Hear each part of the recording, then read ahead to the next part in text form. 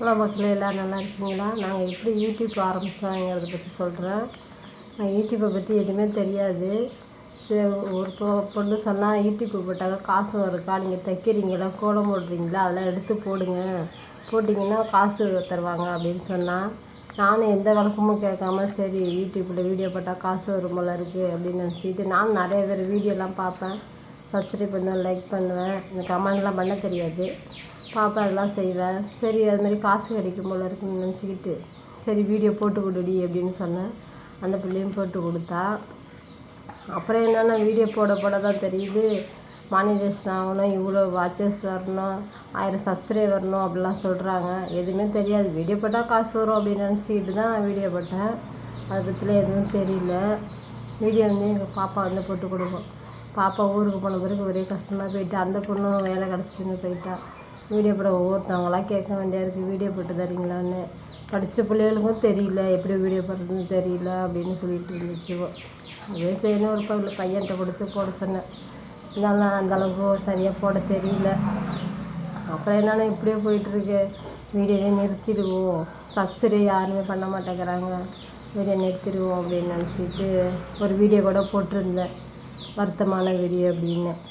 Video வந்து views போக மாட்டேங்குது, சப்ஸ்கிரைப் வர மாட்டேங்குது, கமெண்ட் லைக் எதுவுமே வரல, நான் வீடியோ நிறுத்த போகிறேன் அப்படின்னு போட்டிருந்தேன். அப்போ கூட ஒருத்தர் கமெண்ட் பண்ணியிருந்தாங்க, நீங்கள் தொடர்ந்து வீடியோ போடுங்க, அதெல்லாம் இதாகும், வீடியோ எல்லோரும் பார்ப்பாங்க அப்படின்னு சொல்லி போட்டிருந்தாங்க. சரின்னு சொல்லிட்டு நான் திரும்பியும் போட்டுட்ருக்கேன். ஆனால் வியூஸ் வருது, இன்னுமே எங்களுக்கு சப்ஸ்கிரைபே வரல. 200 வீடியோ கிட்டே போட்டுட்டேன், ஆனால் சப்ஸ்கிரைபே இன்னும் வரல. ஒரு 80 தான் வந்துருக்கு, 100 கூட இன்னும் வரல. அது ஒரு வருத்தமாக தான் இருக்குது. நான் சாதாரண செல்லு தான் வச்சுருக்கேன். என் பாப்பாவோட சொன்னிச்சு, ஐஃபோனில் போட்டால் தான் வீடியோ எல்லோரும் நல்லா பார்ப்பாங்க, இந்த ஓட்ட ஃபோனில் வச்சுட்டுலாம் வீடியோ போட்டிங்கன்னா பார்க்க மாட்டாங்கன்னு கூட சொன்னிச்சு. எல்லாருமே ஐஃபோன் வச்சுருப்பாங்க அப்படின்னு நினச்சிக்கிட்டு தான் இந்த செல்லுலேயே போடுவோம், அதுக்கப்புறம் வேணுன்னா நம்ம நல்ல ஃபோன் வாங்கி போடலாம் அப்படின்னு சொல்லிட்டு தான் வீடியோ போட்டுட்ருக்கேன். எனக்கு இந்த வீடியோவில் வரணும் அப்படிங்கிற எண்ணம்லாம் கிடையாது, காசு சம்பாதிக்கலாம் அப்படிங்கிற ஒரு எண்ணத்தில் தான் நான் யூடியூப்பு போடலாம் அப்படின்னு நினச்சேன். அதை போயிட்டுருக்கு. அதனால் தையல் வேறு தைச்சிட்ருக்கேன், அதை எடுத்து போடுங்கக்கா, வியூஸ் நிறையா வரும் அப்படின்னு அந்த பொண்ணு சொன்னான்.